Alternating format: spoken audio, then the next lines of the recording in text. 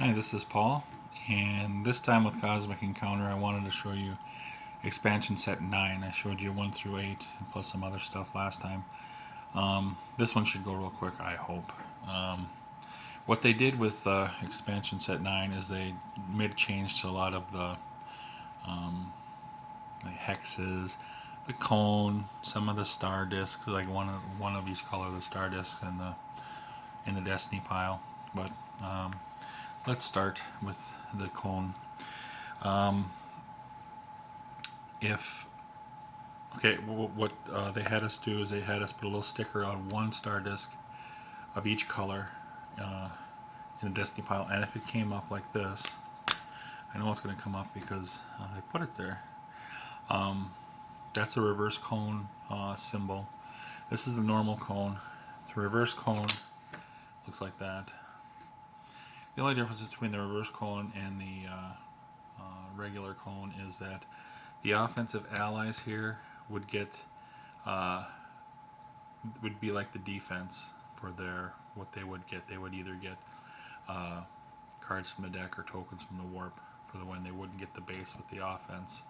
And the defense, if they won, they would get the defensive a base on the defensive home planet for their loyalty. Eh, it's something. Eh.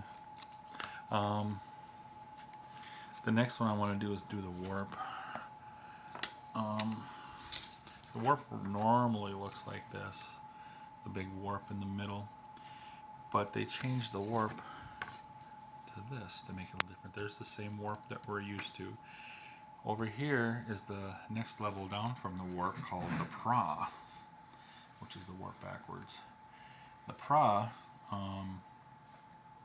has a critical mass that if the warp is ever has tokens, the number of player of tokens times 3, if that's ever in this part of the warp, the regular part of the warp. So if it's a 6-player game, it'd be 6 times 3. If there's ever 18 tokens here, all those tokens are grabbed and then they're put into the Pra. And the Pra is like a next step to go. Instead of retrieving tokens from the warp, you can raise a token from the Pra into the warp, then from there to there. And anytime, if it keeps hitting, then this mass at 18 would keep bringing those tokens in back to the Pra. Some of the edicts would have to be changed, like the Mobius tubes and the warp break. They wouldn't release both the warp and the Pra tokens to people's bases. It would either be the warp tokens go to back to people's bases, or the Pra tokens, they skip the warp. The Pra tokens would go to the people's bases with those edict cards. And I think that's pretty much it with the warp Pra. Throw that in a pile. Now these are the regular hexes. The 6 regular hexes, they made a change where it's like, that's boring, let's spice things up. Okay. This one is called the Gas Giant. It's one big planet and there's only one base in this whole system, and that's it right there. The player that owns it would have all 20 of their tokens on here, and they'd lose their power if all 20 tokens got kicked off the planet. So that's kind of almost tough to do. I'm gonna check my notes here just to make sure. During a challenge, a defensive challenge,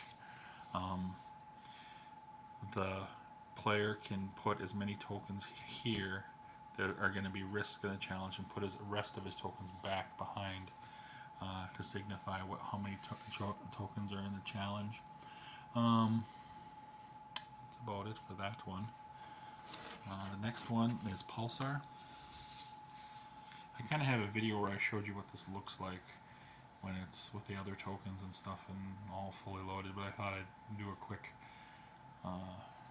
tutorial just on what this does. Okay, this is Pulsar, 5 pulsating planets. You can put the tokens any way you wish on the planets. You don't have to have all 4 on one. And power loss is normal, like a normal game. When a defensive player, before the offensive player puts tokens in the cone, declare if an attack is played. The player with the greater or lower total will be the winner. So you can pulse high or pulse low, kind of like a little bit like antimatter.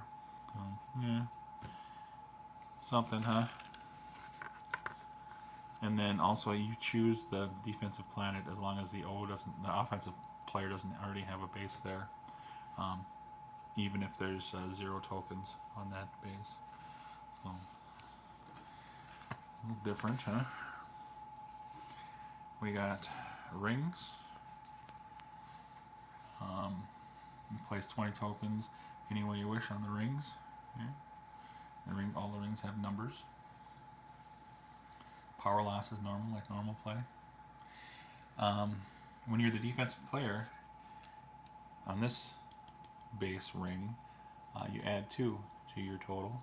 Add 4, add 6, add 8, add 10. And if anyone else is on the ring, the number of tokens counts toward the total, but not toward, and they're not affected in the loss. So if there's tokens on the rings here, that's a little different. Next, we got the 6-pack. The 6-pack, you place the tokens however you wish on there. Token loss is normal, or power loss is normal. Sorry. I'm sorry. If you're kicked off 4 planets, I'm reading the wrong one. If you're kicked off of 4 planets, you lose your power since there's 6 tokens instead of 5. Now each of these planets gets a alien power. So this could be Macron, this could be whatever virus, this could be whatever. And the player also has their normal power over here too. So what does that mean?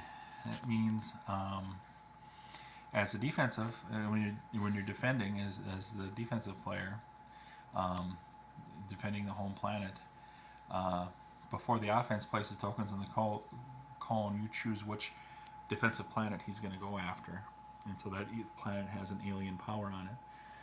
For the duration of the challenge, you have that planetary power instead of your own power. If you're the D and you lose your planet power permanently. Otherwise, it stays there all the time. If you're the offensive player, it's the defensive player last time.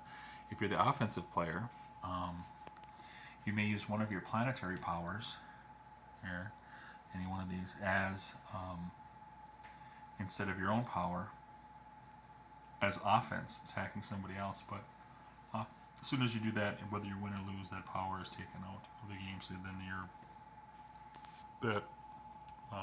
home planet doesn't have a power on it anymore. Let's see. That's that one. You got an empty space dust. You place your 20 tokens here, and you place 3 of your star discs. So say there would be 3 yellow star discs on there too. So what is that? Each star disc, the 3 star discs, and the tokens are all bases on this system. These are worth 10, and the other ones are worth 1. And let's see. When you're the defensive player, if others get a base on your system, they stack winning tokens into one pile, and which equals 1 base. So they're all in one big stack. As the offense, or the offensive ally, you may place 1 star disc into the cone. This could actually go into the cone. If the star disc loses, it ends up in the destiny pile, so they're going to draw your color more times because of that. If the star disc wins, it stays on the base. So let's say, what's this base over here? Like, boom, it stays on the base, except to go to the destiny pile.